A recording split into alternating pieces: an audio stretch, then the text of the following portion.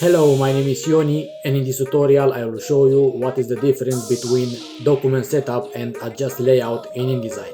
Now, let's begin.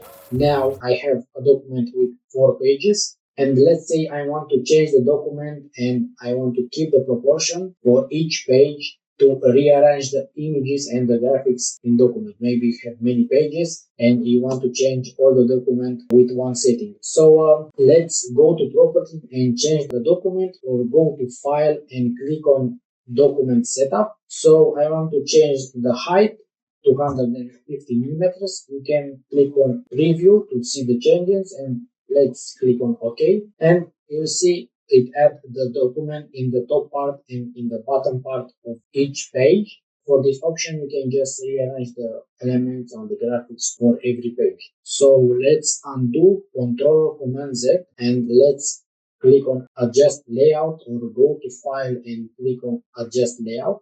So in this window, I will place the same height, 250 millimeters on the height, and click on OK. And you'll see it add in the top part and in the bottom part. It rearrange the images and keep the proportion for all the graphics. So maybe you have a small details like this QR code, and you can just rearrange the document, but all the document, it looks okay, and it rearrange and keep the proportion for each element in each page. So adjust layout is the option if you want to resize the document and keep the proportion for each page. Now, this was the tutorial for the difference between document setup and adjust layout in InDesign. If this tutorial helped you, don't forget to subscribe to this channel. Thank you.